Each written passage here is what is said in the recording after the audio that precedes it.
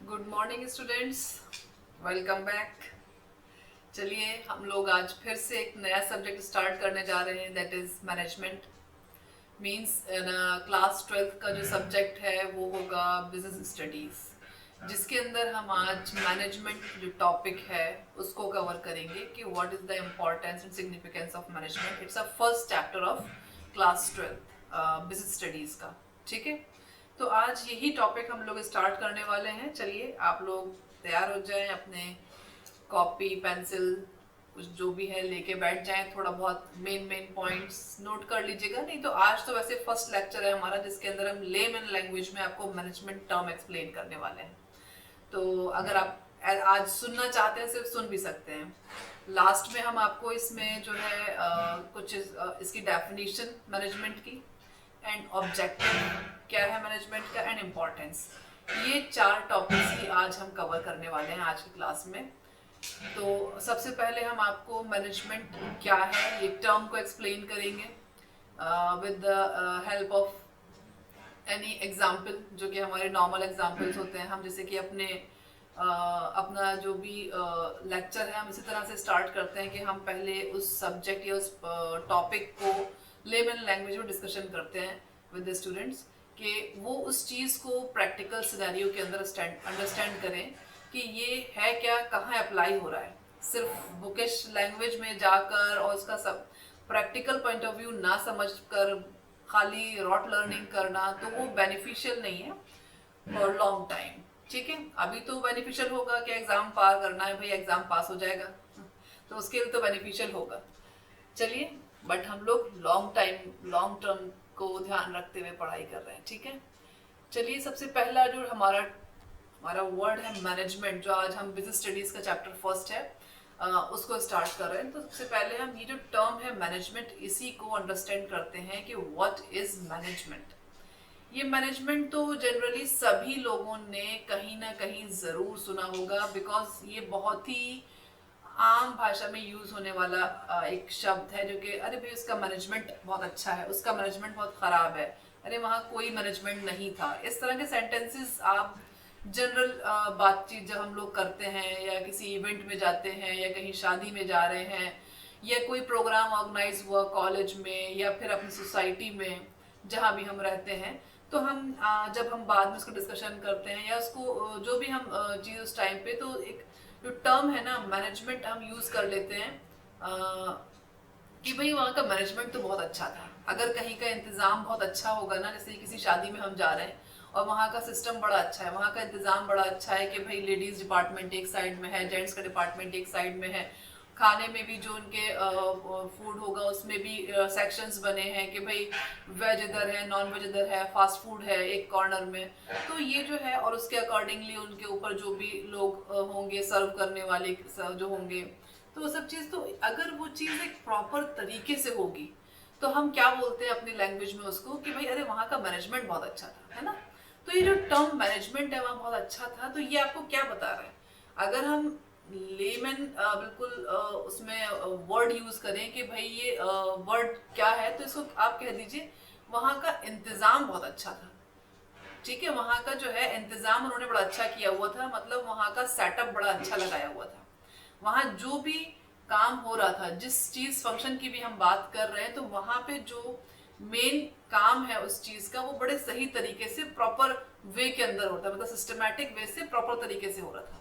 तो उसको हम क्या बोलते हैं, इंतजाम बहुत अच्छा था। तो वही इंतजाम बहुत अच्छा था हम लेकर आ गए किसमें, मैनेजमेंट पॉइंट ऑफ व्यू से लेकर आते हैं कि भाई ये क्या है, इसी को हम बोल देते हैं जनरल लैंग्वेज में मैनेजमेंट बहुत अच्छा था। ठीक है, चलिए ये जो मैनेजमेंट टर्म है हमारा, तो इसको हम समझने के लिए पहले आपको बताते हैं कि ये मैनेजमेंट टर्म हम जो है आम तौर पे अपने घरेलू जिंदगी में, अपनी रोजमर्रा की जिंदगी में भी बहुत यूज करते हैं। जैसे कि हमने बताया, जैसे अक्सर सबकी मम्मियां घर को मैनेज कर रही होती हैं, वो भी तो मैनेजमेंट हो रहा है। प्रॉपर टाइमिंग से नाश्ता हो रहा है, लंच हो रहा है, डिनर हो रहा है, चीजें अपनी जगह ऑर्गेनाइज तरीके से रखी हैं, कोई भी चीज कहीं नहीं पड़ी, किचन के आइटम किचन में है, बाथरूम के आइटम बाथरूम में है, डाइनिंग हॉल के आइटम्स डाइनिंग में है, ड्राइंग रूम में जो चीज होनी चाहिए वो ड्राइंग रूम में है, कोई भी कहीं पर शेफर्ड नहीं है ना।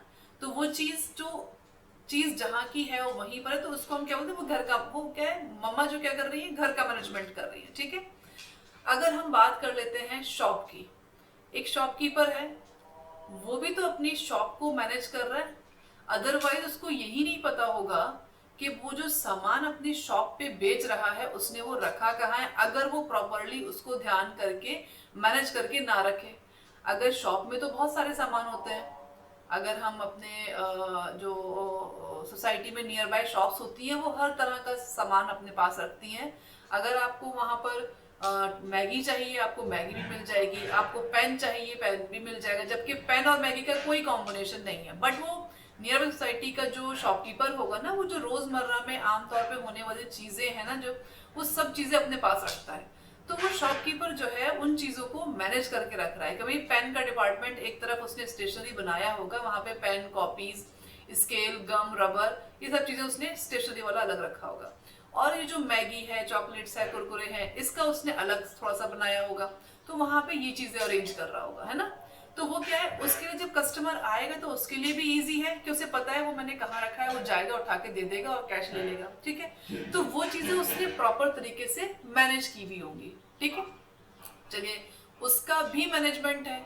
अगर हम शॉपकीपर की बात कर रहे हैं, उसके दुकान को संभालने के तरीके को देखने के लिए, संभालने का इंतजाम देखने के लिए, तो हम वो भी मैनेजमेंट है।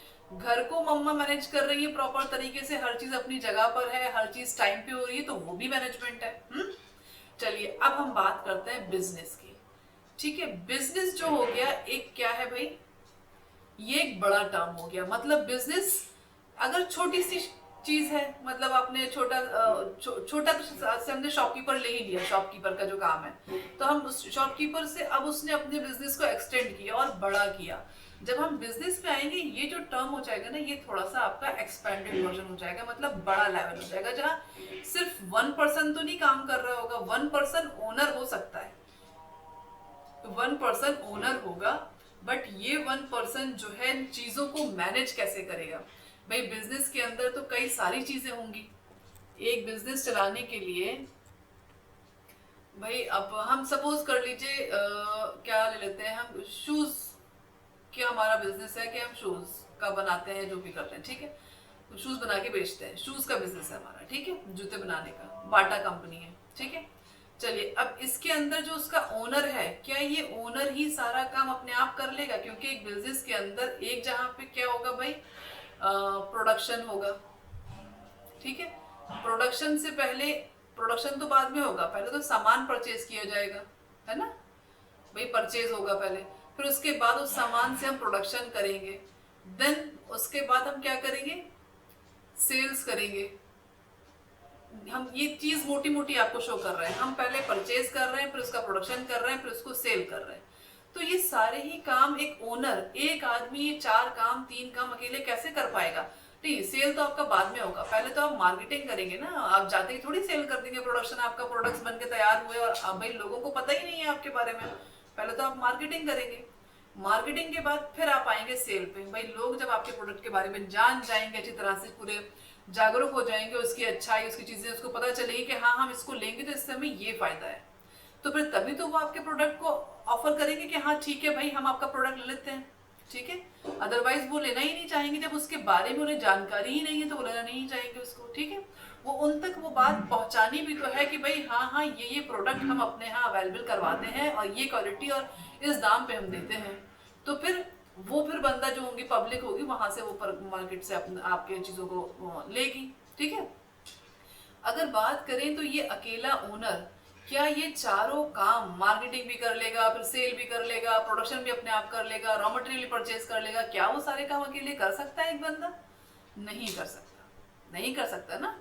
बताइए, आप बताइए, क्या आप अकेले सारे काम कर लेंगे?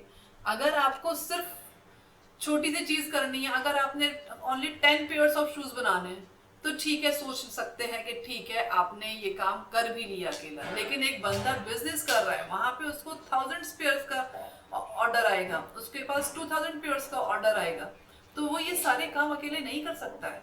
उसको क्या करना पड़ेगा? उसको इन सारे जो डिपार्टमेंट बनाए हैं उनके लिए उसको क्या होगा, और लोग उसको हायर करने पड़ेंगे, उसको नीचे टीम वर्क लेके, मतलब एक तरह से समझ लीजिए, यहाँ पे लिखिए उसको, टीम वर्क करके काम करना पड़ेगा। वो टीम वर्क को अकेला तो नहीं कर पाएगा, अब उस टीम को वो हायर करेगा। वो टीम जो वर्क है, हमारी टीम जो वर्क कर रही है, वो जो लोग काम कर रहे हैं उनको हम बिजनेस टर्मिनोलॉजी में क्या बोलेंगे, वो हमारे एम्प्लॉयज होंगे जो हमारे लिए काम करेंगे। ठीक है, अब वो एम्प्लॉयज हमने हायर कर लिए, हमने उनको उनका काम बताना होगा, उनको क्या देना होगा कि भाई आपने क्या काम करना है, या फिर खाली एम्प्लॉयज लाके छोड़ दिए अपनी बिजनेस के अंदर कि लो भाई हमने 50 लोग हायर किए और 50 लोग को एम्प्लॉयमेंट देकर और कह दिया ये है हमारा बिजनेस, जाओ सब अपने अपने मन से काम काम करो। भाई उन 50 लोगों को उनके हिसाब के, उनकी एफिशिएंसी के हिसाब से, उनकी स्ट्रेंथ के हिसाब से उनको काम बांटना पड़ेगा, उनको रिस्पॉन्सिबिलिटी, उनको अथॉरिटी देनी पड़ेगी, उनको डायरेक्शन करना पड़ेगा कि भाई आपको क्या काम करना है, क्या टारगेट्स है हमारे, किस तरीके से करना है, कितने टाइम पीरियड में करना है। Understand it? समझ में आ रहा है ना ये बात? तो वो जो हमने लोग हायर किए और वो सारे टीम वर्क तो करेंगे, ठीक है, हम टीम वर्क सोच के हम लेकर आ गए कि भाई सारे एम्प्लॉय को हमने हायर किया और अब हम उनको सिर्फ ऐसे ही छोड़ दें कि भाई ठीक है चलिए ये हमारा बिजनेस है और हम ये चीज का बिजनेस करते हैं, मतलब शूज का बिजनेस करते हैं, अब आप लोग चलिए इस हमारे बिजनेस में काम कीजिए। वो अकेले अपने आप, मतलब वो अपने आप कौन क्या काम करेगा, या हो सकता है सब अपने अपने मन से अपने काम चूज कर ले, तो हो सकता है वहां पे डिस्प्यूट भी हो जाए क्योंकि 4 बंदे लड़ने लगेंगे कि भाई हम तो ये करेंगे, ये हमें करना है, हम ये काम नहीं करेंगे। तो वो उन सब चीजों से एक स्मूथली बिजनेस को रन करने के लिए आपको क्या करना होगा, आपको सबकी जो अथॉरिटीज हैं, रिस्पॉन्सिबिलिटीज हैं, क्या किसका काम है, क्या हमारा टारगेट है, सब उनको बताना पड़ेगा। ठीक है, सब उनको डायरेक्ट करना पड़ेगा।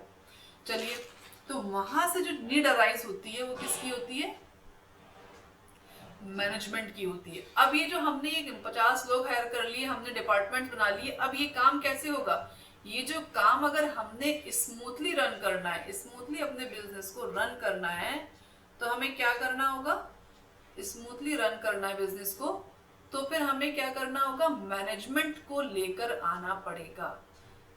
ठीक है, ये मैनेजमेंट वर्ड को अप्लाई करना पड़ेगा।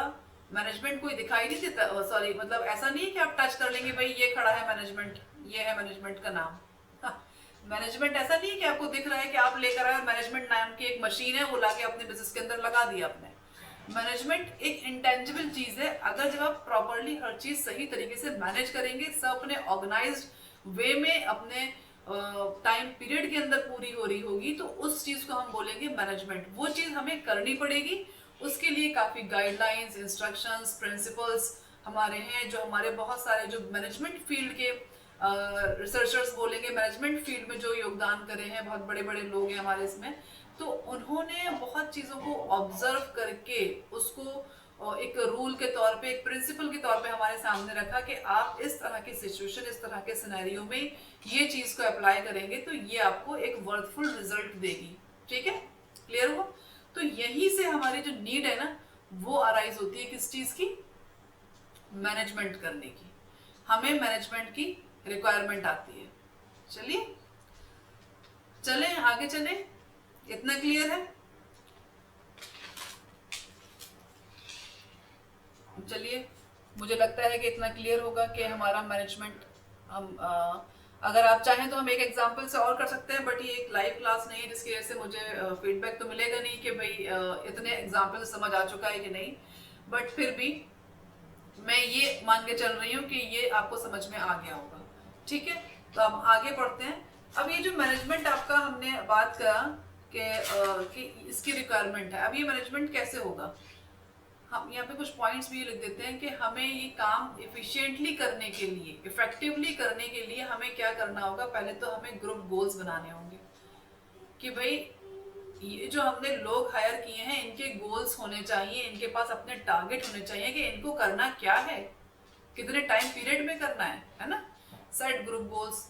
सेकेंड चीज, उनसे उनका प्रॉपर डिविजन होना चाहिए वर्क का, कि कौन लोग क्या काम करेगा, प्रॉपर डिवीजन ऑफ वर्क कि कौन लोग क्या काम करेगा, किसको क्या काम देना है, प्रॉपरली उसका डिवीजन होना चाहिए एम्प्लॉयज के बीच में। ठीक है, उसके अकॉर्डिंगली उनको अथॉरिटी, उनको वो काम करने की पावर एंड वो रिस्पॉन्सिबिलिटी देनी चाहिए कि भाई आपको ये काम करना है, और ये काम इतने टाइम में आप हमें करके दीजिए।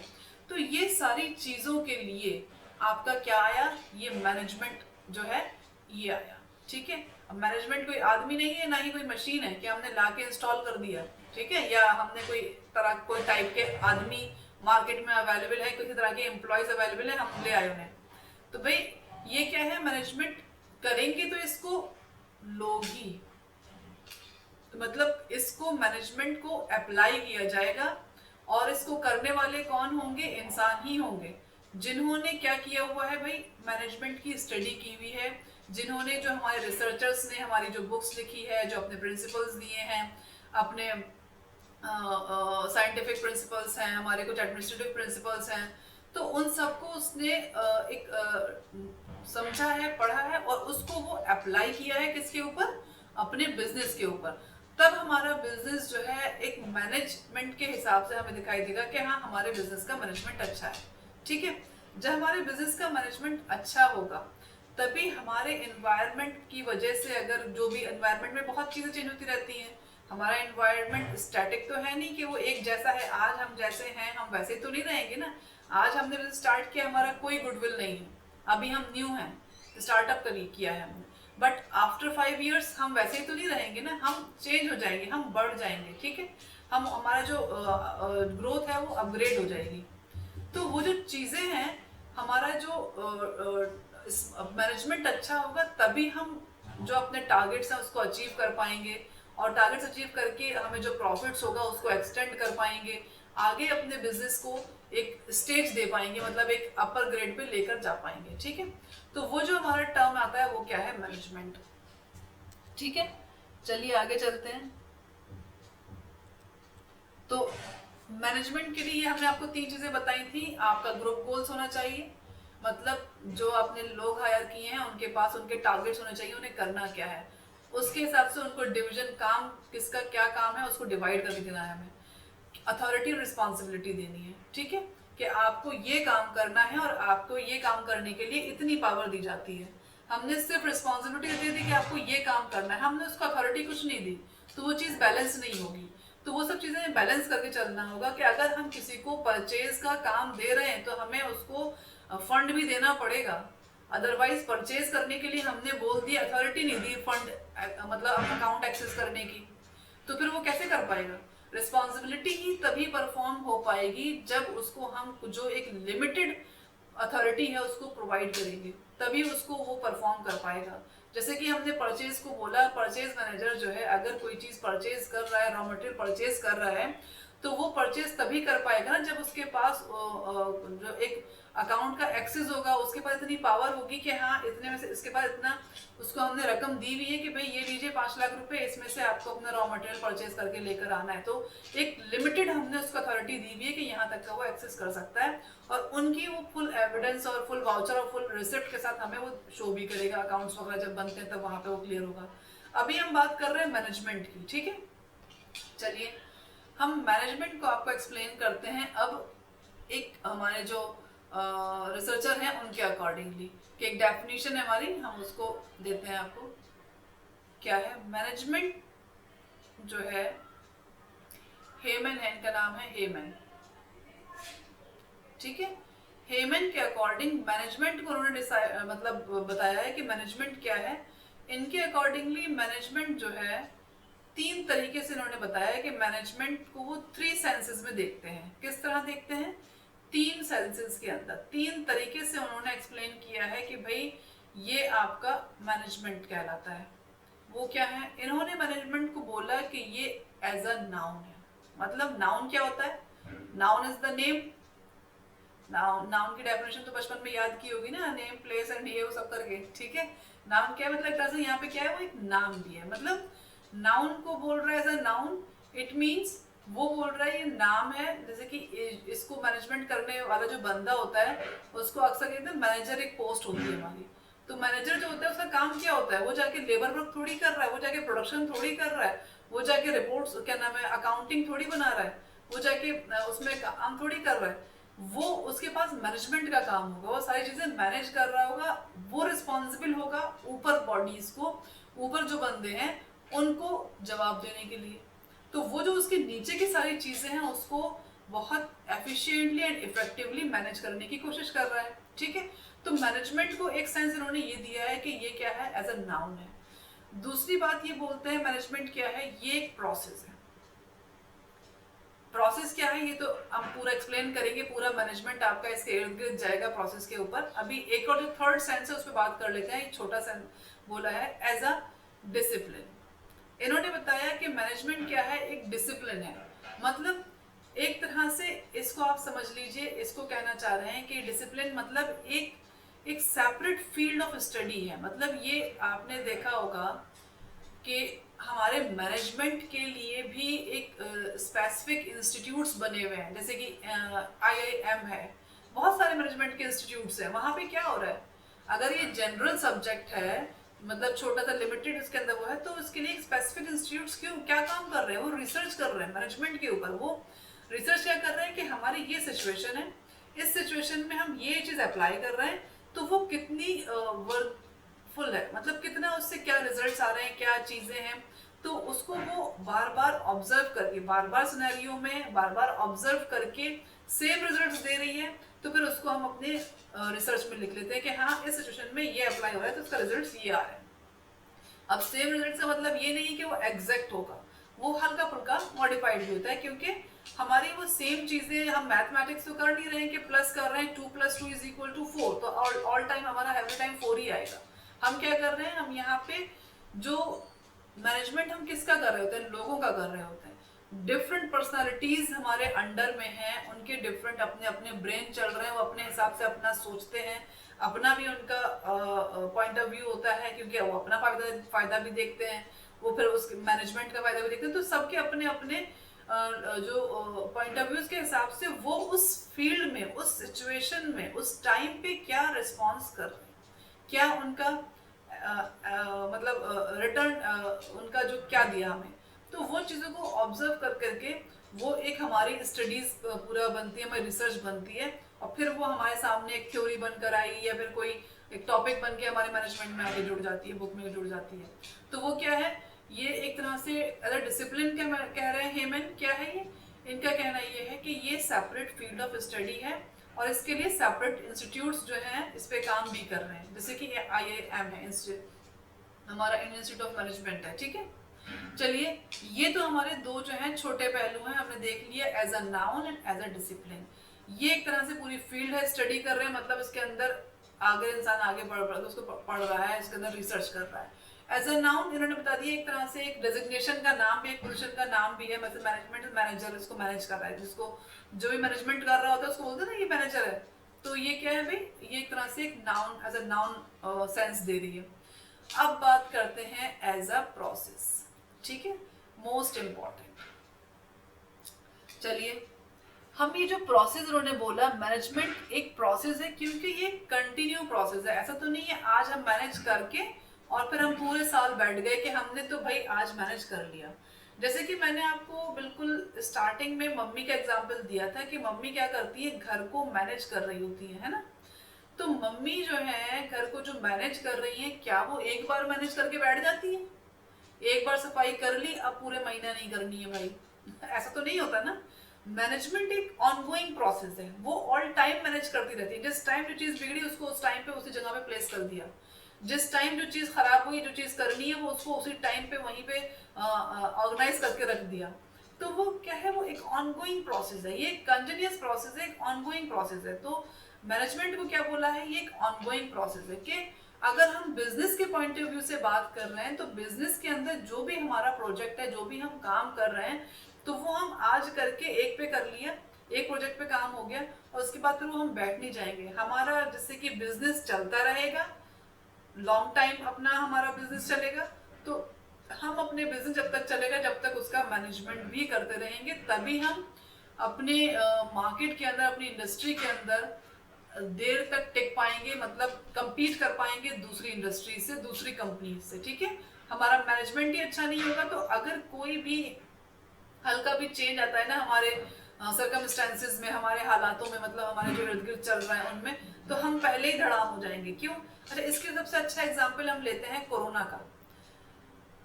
बहुत सारे इंस्टीट्यूट अगर हम देखें जो हमारी जैसे कि आज जो हम लर्निंग कर रहे हैं ऑनलाइन मोड से, ये समझ लिए कोरोना का गिफ्ट है आपके लिए। ठीक है, ये कोरोना का ही गिफ्ट है, क्योंकि उससे पहले तो ऑनलाइन इतना इसमें कोई वो ही नहीं था, कोई ऑनलाइन नहीं जाता था इतना।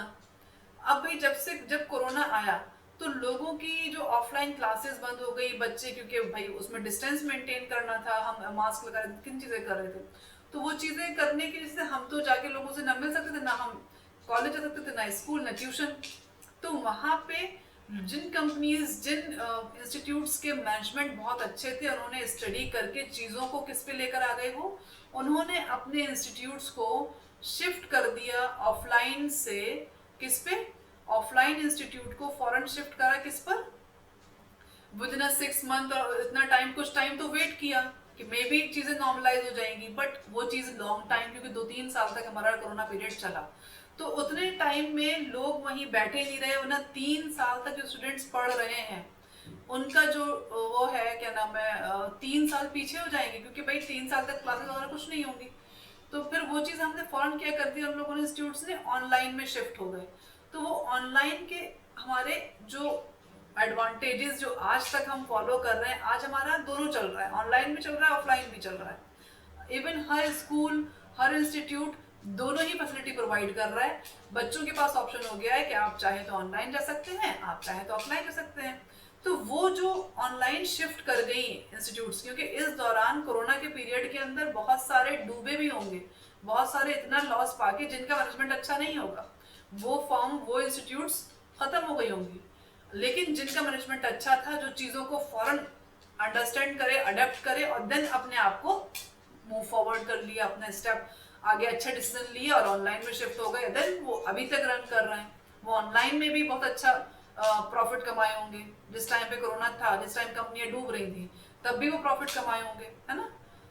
तो वो चीज़ क्यों हुई, हमारा ये जो मैनेजमेंट है ये एक ऑनगोइंग प्रोसेस है। अगर हम प्रॉपर तरीके से कंटिन्यूसली अपना मैनेजमेंट करते रहेंगे और चीज़ों को मतलब भाप कर, उनको ऑब्जर्व करके उसके अकॉर्डिंगली अपना आप को चेंज करते रहेंगे, तभी हम अच्छा सरवाइव कर सकते हैं अपनी इंडस्ट्री के अंदर।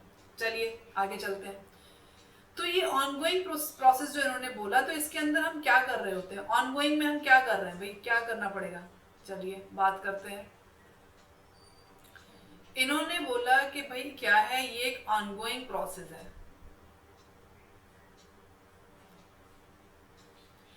हमें इसमें क्या करना पड़ेगा, हम इसमें प्लानिंग करेंगे। हमारे पास, क्योंकि हम एक मैनेजमेंट, एक बिल्कुल स्ट्रेटेजी करते हुए टेक्निक्स के साथ जा रहे हैं। हम ऐसे ही नहीं, हमने यार 100 शूज बनाना है, बस उठाया, पहले एक अपने दूसरे उसको फोन किया फ्रेंड को, यार मैंने 10 शूज बनाने हैं और इतना माल लिया।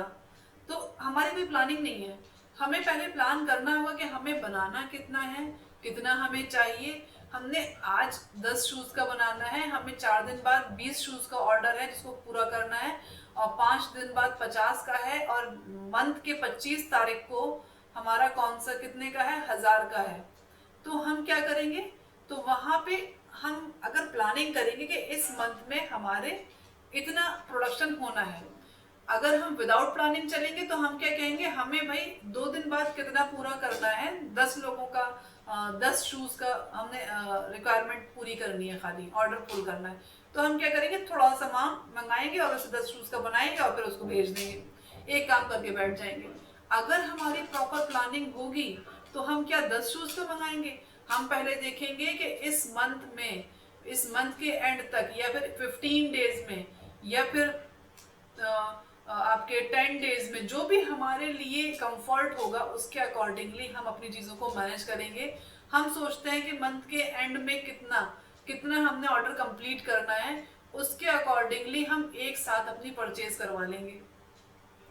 ठीक है, अब उस परचेज को कराने पे हम ये भी देखेंगे कि परचेज जो करा रहे हैं वो कितना जगह घेरने वाली चीज़ है। हम वो सब चीज़ें, क्योंकि हम कोई भी स्टेप लेते हैं, कोई भी काम करते हैं, तो उस स्टेप्स के वजह से जो चीज़ें अफेक्ट होंगी उन सब के ऊपर हम प्लानिंग करते हैं। अगर हम विदाउट प्लानिंग जाएंगे, हमने यहाँ पे एक पहलू सोच लिया कि भाई हमें मंथ के एंड में 1500 पीस तक का ऑर्डर है सारे टोटल मिला के, ठीक है, तो सारे टोटल के 1500 पीस का हम आज ही मंगा लेते हैं। लेकिन हम जब प्लानिंग कर रहे हैं, हमने प्लानिंग में देखा भाई अगर हमने 1500 पीस का एक साथ मंगा लिया तो ये इतना बड़ा कार्टून हमारे यहाँ आएगा जिसमें माल रखा होगा, उसको हम रखेंगे कहाँ, हमारे पास स्पेस नहीं है, हमारे पास गोडाउन नहीं है। अब हम क्या करेंगे? तो अब हमारी प्लानिंग किसके अकॉर्डिंगली जाएगी? नो, हम एक साथ अपना स्टॉक नहीं मंगाएंगे, हम 10 डेज का ही मंगाएंगे।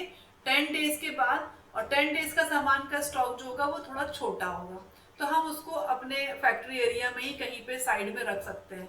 तो ठीक है, तो हम किसके अकॉर्डिंगली जा रहे हैं? ये हमारी प्लानिंग का पार्ट है। हम छोटा छोटा 2-2 रुपए के 2-2 मिनट में नहीं जाना पड़ेगा हमें मार्केट में सामान लेने के लिए, क्योंकि भाई हम मार्केट अगर जाएंगे तो फिर वहां हमें खर्चा भी लगेगा, किराया लगेगा लाने का, ठीक है, एक बंदा जो जाएगा उसका भी खर्चा होगा। तो वो सब चीजें हमने अवॉइड करके 10 दिन का सामान एक बार में मंगाया, 10 दिन का प्रोडक्शन किया और घर भेज दिया। देन नेक्स्ट 10 मंथ्स का हमने फिर मंगाया, फिर हमने हमारे पास जगह है उतना सामान रखने की, हमने रखा, उसके बाद उसको बनाया, देन उसके बाद सेंड कर दिया, ठीक है।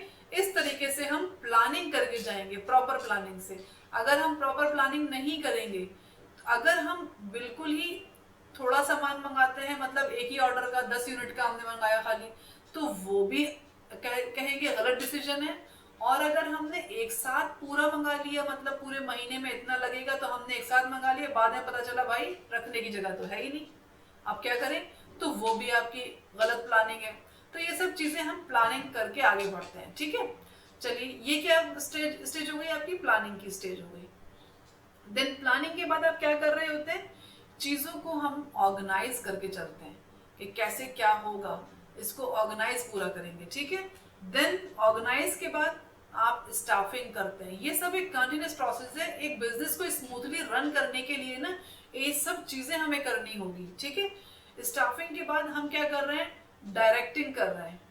डायरेक्टिंग के अंदर और भी चीजें हैं अंदर। इसके बाद डायरेक्टिंग के बाद हम क्या कर रहे हैं? कंट्रोलिंग कर रहे हैं। तो ये जो 5 आपके स्टेप्स हैं, ये जो 5 स्टेप्स आपको एक बिजनेस को स्मूथली रन करने के लिए, तो ये प्रोसेस करना ही करना है। ये 5 स्टेप्स ऑफ मैनेजमेंट है या प्रोसेस ऑफ मैनेजमेंट कह दिए। यही पूरा मैनेजमेंट, मतलब स्टडीज आपका इसी टॉपिक्स के ऊपर कंप्लीट होगा। मोस्टली पोर्शन जो है यही टॉपिक्स पे है, क्योंकि ये प्लानिंग इतना सा सब्जेक्ट, इतना सा टॉपिक नहीं है कि हमने जस्ट थोड़ा डिस्कशन किया और वो हो गया कंप्लीट। हमने ये देखा कि हमें ऐसा करने से ये हमारा रिजल्ट आ रहा है, और ऐसा करने से इसका रिजल्ट ये है। हमारे लिए क्या सूटेबल है, सर्कमस्टेंसेस के हिसाब से हम वो सेलेक्ट करेंगे। तो ये पूरा चैप्टर है जो हम आगे स्टडी करेंगे। ऑर्गेनाइजिंग पूरा एक चैप्टर है जिसको हम स्टडी करेंगे। स्टाफिंग भी, जिसके हमें कैसे करना है, डायरेक्टिंग, कंट्रोलिंग, ये सारे पूरे चैप्टर्स हैं जिसको पूरा इन डेप्थ जाके हम पढ़ेंगे, तभी हमें मैनेजमेंट की बारीकियां समझ में आएंगी। मैनेजमेंट सिर्फ ऊपर से हल्का हल्का कर दिया, वो मैनेजमेंट नहीं है। मैनेजमेंट वो है जो हम इन डेप्थ जाके बारीक चीजों को भी ऑब्जर्व करके उसको भी प्रॉपर तरीके से लेके चलेंगे, दैट इज कॉल्ड मैनेजमेंट, ठीक है। तभी हमारा जो बिजनेस है वो रन करेगा, ग्रोथ करेगा, ठीक है। क्लियर हो गया? अच्छा, ये जो डायरेक्टिंग है इसके अंदर हमारे 4 चीजें और आती हैं, जिसके अंदर क्या है यहाँ पे मैं लिख देती हूँ जस्ट आपके अंडरस्टैंडिंग के लिए, वरना वो तो हमने चैप्टर पूरा पढ़ना ही है। क्या डायरेक्टिंग में आपका सुपरविजन आएगा। डायरेक्टिंग में हम क्या कर रहे हैं? हमें सुपरविजन करना है, लोगों को कम्युनिकेट करना है, ठीक है। डिविजन है, मोटिवेशन है, कम्युनिकेट, डिविजन, मोटिवेट। तो ये सब चीजें क्या है? ये जो डायरेक्टिंग इतना इम्पोर्टेंट है, मतलब इसमें 4 चीजें और इन्होंने मतलब डिस्क्राइब कर रहे हैं कि ये चीजें हैं, क्योंकि ये डायरेक्ट किसको कर रहे हैं? ये जो लोगों को स्टाफिंग के थ्रू हायर किए हैं, एम्प्लॉयज को हायर किए हैं, अब उनको प्रॉपर तरीके से रेगुलर चेकअप रखना पड़ेगा, उनको सुपरवाइज करना पड़ेगा। जो पॉलिसीज हैं, जो स्ट्रेटजीज जो टॉप मैनेजमेंट ने बनाई है, उनको कम्युनिकेट करना पड़ेगा। अच्छे से पूरा बताना पड़ेगा कि क्या हमने पॉलिसीज बनाई हैं, इन पॉलिसीज पे कैसे कैसे काम होगा, कितने टाइम तक हमने अपनी इतने इस टारगेट को अचीव कर लेना है। हमने उनके काम, उनकी स्ट्रेंथ, उनके इसके हिसाब से उस काम को डिवीजन करके भी देना होगा कि भाई आप लोग ये काम करेंगे, आप लोग ये करेंगे और आप ये करेंगे, ठीक है। देन टाइम टू टाइम उनको मोटिवेट भी करना पड़ेगा। मोटिवेशन के भी कई तरीके हैं। हम कैसे मोटिवेट करेंगे? सिर्फ बातों से जाके मोटिवेट थोड़ी करेंगे, और जो एम्प्लॉयज वहाँ कर रहे हैं सिर्फ बातों से मोटिवेट थोड़ी हो जाएंगे। उनको डिफरेंट, हमें उनके इन्वायरमेंट को अच्छा रख के भी मोटिवेशन उन्हें मिलेगा। बहुत से ऐसे होंगे जो एक अच्छे ब्रांड के साथ अच्छे नाम का काम करना चाहते हैं। बहुत से ऐसे होंगे जिनकी फाइनेंशियल नीड उनके लिए इम्पोर्टेंट ज़्यादा होगी, तो वो फाइनेंस, उनकी सैलरी इतनी अच्छी हो या उनके इंसेंटिव या बोनसेस कुछ ना कुछ जुड़े हो जिससे कि उन्हें मोटिवेशन मिलता रहे कि वो आगे काम करें, ठीक है। और या फिर कुछ लोगों का हो सकता है कि आप उनके लिए दूसरा कोई मोटिवेशन का उनकी नीड हो, जिसकी वजह से उन्हें मतलब मोटिवेशन मिल रहा है कि हम अच्छे से अच्छा काम करें, ठीक है। तो वो सारी चीज़ें हम डायरेक्टिंग में, उनकी स्ट्रेटजीज, उनकी पॉलिसीज, उनके स्टेप्स, वो सब वहाँ जाके इंडक्ट पढ़ेंगे। जस्ट आप अंडरस्टैंड ये कर लीजिए, अगर मैनेजमेंट को एज अ प्रोसेस बोला गया है तो एज अ प्रोसेस मीन्स वो प्लानिंग भी कर रहा है, ऑर्गेनाइज कर रहा है, स्टाफिंग कर रहा है, डायरेक्टिंग कर रहा है, एंड देन कंट्रोल भी कर रहा है, लास्ट में जाके पीछे से चेक भी कर रहा है। अदरवाइज वो अपने काम को चेक नहीं कर रहा है तो इट मीन्स वो एनालाइज क्या कर पाएगा कि हमने ये टारगेट बनाया था। सपोज अगर वो ऐसे ही काम करते जाए, हमारे पास कोई स्टैंडर्ड बार ना हो, हमारे पास कोई स्टैंडर्ड हमने कुछ बनाया ना हो कि भाई हमें इतना अचीव करना है, तो हमें कैसे पता चलेगा कि हम यहाँ से आ रहे हैं तो हम यहीं पे रह गए या फिर इससे आगे निकल गए या फिर अपने स्टैंडर्ड बार को अचीव कर लिया है? ये कैसे पता चलेगा? ये सब चीजें हमें, ये हमारा कंट्रोलिंग में क्या करेंगे हम, हमने जो अपने टारगेट सेट किए हैं, हमने जो अपने गोल सेट किए हैं, उनको हम कहाँ तक अचीव कर पाए या कम रह गए तो क्या वजह थी, क्या हमसे कमी रह गई, देन हम उसको अचीव कर पाए या उससे भी अच्छे चले गए, देन आगे के हम साल में, आगे वाले प्रोजेक्ट में या आगे वाले टाइम में हम उन्हीं चीज़ों को इंटरप्रेट करके जो हमने ऑब्जर्व किया है उसको हम फिर आगे अपने, वो गलतियां अगर होंगी तो हम उन गलतियों को वापस नहीं दोहराएंगे, ठीक है। उनसे अंडरस्टैंडिंग, उनसे समझ लेंगे, लर्निंग लेंगे, देन वो चीज़ अगली बार ना हो इसकी कोशिश करेंगे। चलिए, इसके साथ साथ आपको ये चीज़ समझ में आ गई होगी कि ये जो हमारा प्रोसेस इन्होंने बोला है मैनेजमेंट को, तो ये क्या है, ठीक है। चलिए आगे चलते हैं इसके। मुझे उम्मीद है कि आपको ये समझ आ गया होगा, और ये तो वैसे भी अगर आपको 50% भी अंडरस्टैंडिंग मिल रही है, इट मीन्स हमारा जो ऑब्जेक्टिव है वर्कफुल है, हम अचीव हो रहा है। जो हमारा लेक्चर हम दे रहे हैं, इट मीन्स आपको अंडरस्टैंडिंग आ रही है, क्योंकि ये तो प्रॉपर हम जो पूरी बुक पढ़ेंगे तो हम वहाँ पे और इन डेप्थ समझेंगे।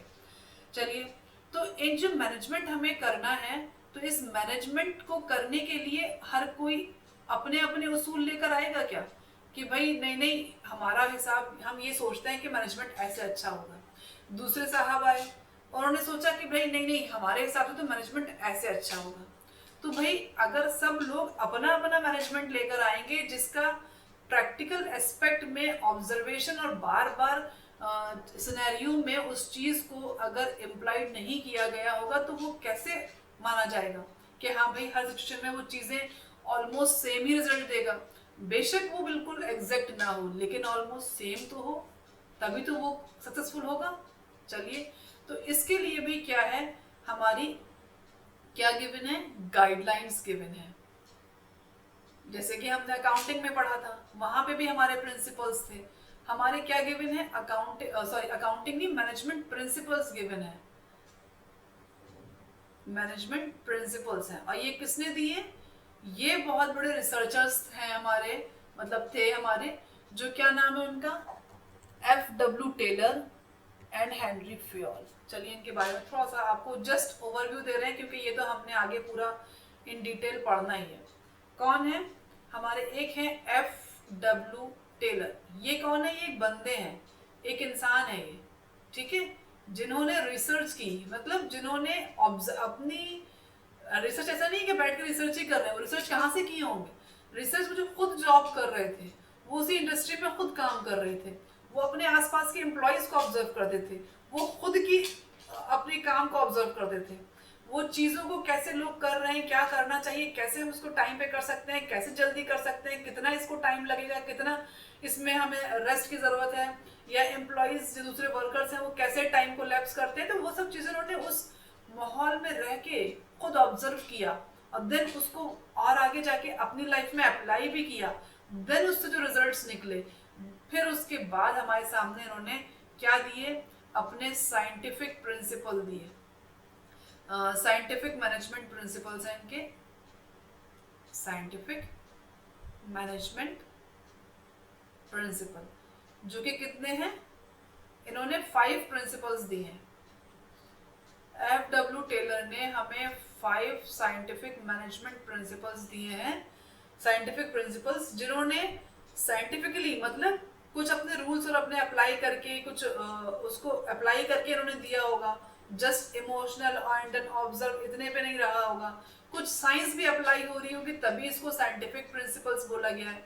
वो मैनेजमेंट में उन्होंने साइंस पे अप्लाई करके कुछ प्रिंसिपल्स बताए उन्होंने, जो कि इन्होंने हमें दिए, कि इन्होंने दिए FW टेलर ने, जो कि बहुत ही इम्पॉर्टेंट है। इन्हें फादर ऑफ साइंटिफिक मैनेजमेंट भी बोला जाता है। ठीक है, इनको डेजिग्नेशन मिला है कि इन्होंने इतनी अच्छी रिसर्च, इतने काम किया है मैनेजमेंट फील्ड के अंदर, कि वो एज अ फादर का उन्हें लकब दिया गया कि भाई साइंटिफिक मैनेजमेंट, साइंटिफिक उसके ये फादर हैं। चलिए दूसरे कौन थे, हेनरी फ्योल। इनका नाम क्या है, हेनरी फ्योल, जिन्होंने क्या दिया है हमको, 14 प्रिंसिपल्स दिए हैं। इन्होंने कितने दिए, 14 प्रिंसिपल्स दिए हैं, सब हमने पढ़ना है। ठीक है,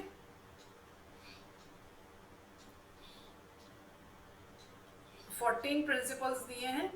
और वो क्या मतलब इनकी इसको, जैसे कि इनको साइंटिफिक बोला गया, इनको क्या बोला गया, इन्होंने fundamental principle of management, administrative principle of management बोलते हैं, fundamental principle of management, fundamental principle of management.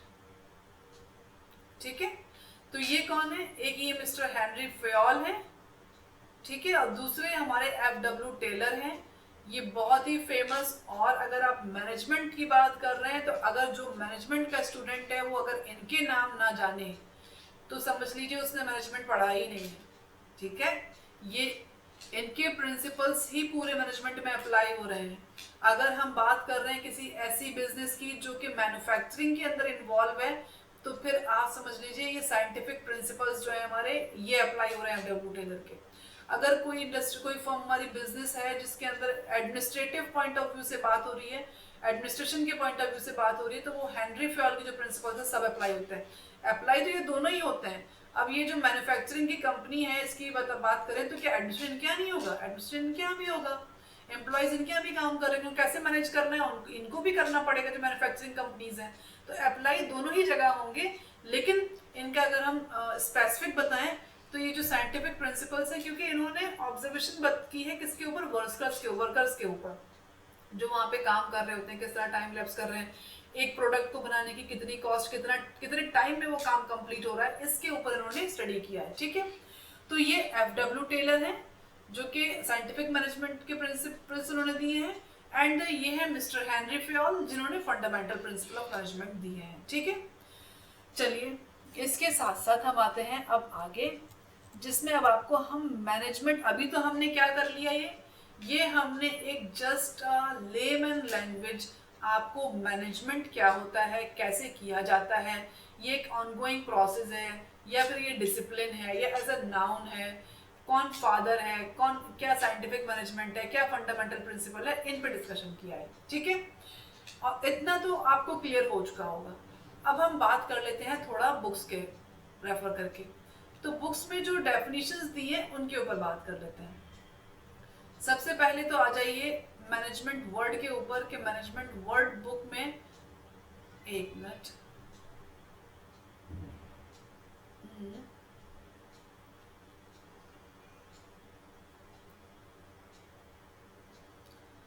ये मैनेजमेंट जो वर्ड है ये समझ लीजिए कहाँ से आया है, ये लैटिन वर्ड है। ठीक है, मैनेजमेंट जो है एक लैटिन वर्ड है, वहां से आया है। लैटिन वर्ड क्या है, menu plus agree, menu plus agree. इनसे मिलके आपका ये जो वर्ड मैनेजमेंट हमारे सामने हम लोग जो मैनेजमेंट बोलते हैं, तो ये कहाँ से आया है? ये menu plus agree Latin word है, जिसका मतलब क्या होता है कि लीड बाय हैंड। इसका मीनिंग क्या होता है? लीड बाय हैंड मतलब अपने हाथ से, मतलब अपने हाथ से चीजों को मैनेज करना, करवाना, दैट इज मेन्यू एग्री। ठीक है, इसको क्या बोला? मैनेजमेंट बोला। तो ये मैनेजमेंट की डेफिनेशन क्या है, मतलब इसको हम यहाँ पे लिख देते हैं थोड़ा सा, क्या है ये? It's a process of leading, lead करना, ठीक है, and directing all or part of an organization and business। ठीक है, मैनेजमेंट क्या है? ये हमारा लैटिन वर्ड से आया है, मेन्यू प्लस एग्री, जिसका मतलब होता है लीड बाय हैंड। तो ये क्या है? हमारा मैनेजमेंट एक प्रोसेस है। प्रोसेस किसका है? लोगों को लीड करना, उनको डायरेक्ट करना, और a part of an organisation. हो सकता है हम किसी एक डिपार्टमेंट को ही लीड कर रहे हैं, उनको डायरेक्ट कर रहे हैं। प्रोडक्शन मैनेजर अपने प्रोडक्शन मैनेजर की टीम को ही, प्रोडक्शन की टीम को ही मैनेज कर रहा होगा, लीड कर रहा होगा। ठीक है, या तो पूरे इंस्टीट्यूट को, पूरे ऑर्गेनाइजेशन को लीड करना, डायरेक्ट करना, या तो एक स्पेसिफिक डिपार्टमेंट को लीड करना है, डायरेक्ट करना। उस प्रोसेस को क्या बोला गया है? मैनेजमेंट। ये हमारी डेफिनेशन जाती है मतलब मैनेजमेंट की। अब हमारे डिफरेंट ऑथर्स हैं जिन्होंने अपनी डेफिनेशन को अपना उसमें दिया है। बहुत ही, एक तो हमने हेमन की डिस्कस ही कर ली, जिसके अंदर उन्होंने 3 सेंसेस में बताया, as a noun, as a process and as a discipline. वो तो हो गया हमारा। अब ये जो हमने आपका डिस्कशन किया है, एक और हमारे हैं, उनको कह दीजिए मैरी पार्कर।